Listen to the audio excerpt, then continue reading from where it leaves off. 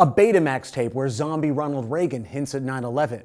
An otherwise normal house where one window has messages appear in moisture on it. An anti-meme. Welcome to the Secure, Contain, Protect Foundation. To see the test results for this object, please click the screen. In 2007, a user named Moto42 posted a dry scientific report on 4chan, codenamed SCP-173, a description of a contained creature that can only attack when direct line of sight is broken. It was minimal, but it was memorable and it was scary.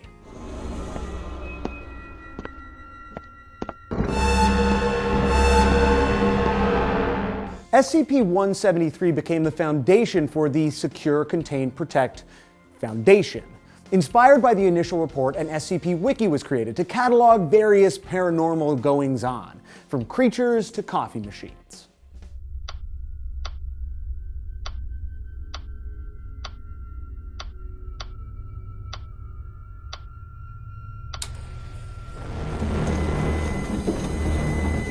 That is, of course, SCP-294, a coffee machine that dispenses any liquid that you want, including the blood of Jesus, for 50 cents. One of my personal favorites, though, is SCP-1981.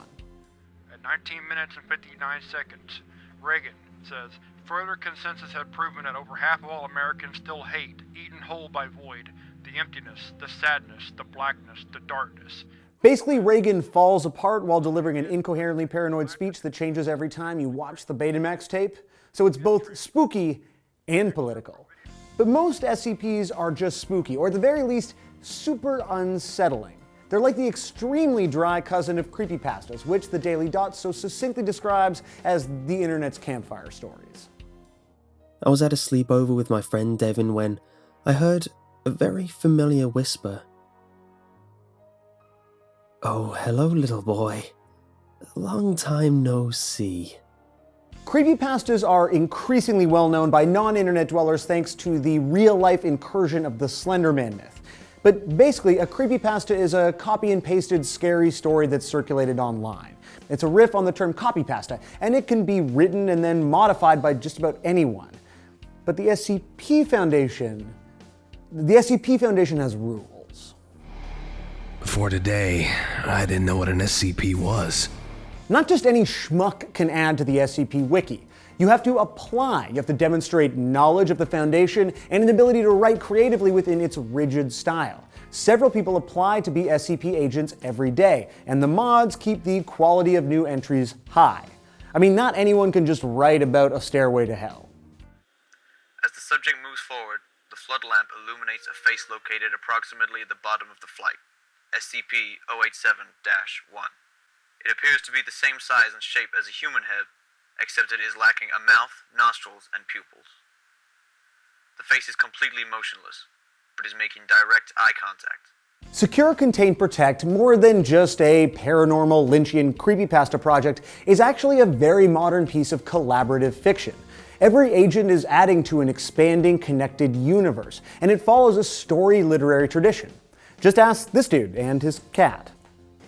Some time ago, we had the great pleasure of selling a reissue of a remarkable book called The Floating Admiral, which was the first compendium of short detective stories written by the Detective Club. The Detective Club was a group of British authors, including Agatha Christie and Dorothy Sayers, who wrote the first major piece of collaborative fiction in 1931 with The Floating Admiral. Now, I don't know if they were imagining a coffee machine that dispensed blood while they were writing, but here we are.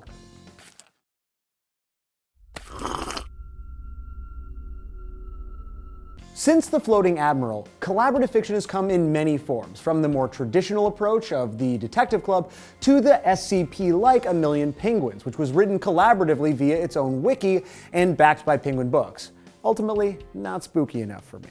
Enter the nearest blast shelter immediately.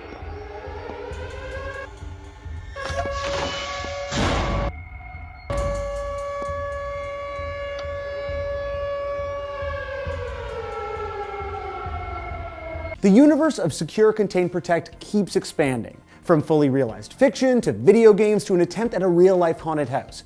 It's clear that the world that these agents have been building is a compelling one for tons of readers. And who can blame them? The no blinking guy from the beginning of this video is still skeeving me out. SCP-173 spotted.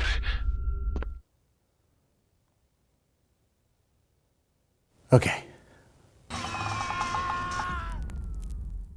What do you think? Are SCPs just a specific form of creepypasta or a totally different beast?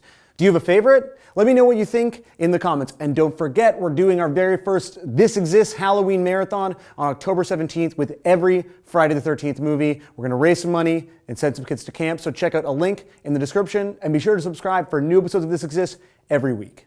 Be excellent to each other.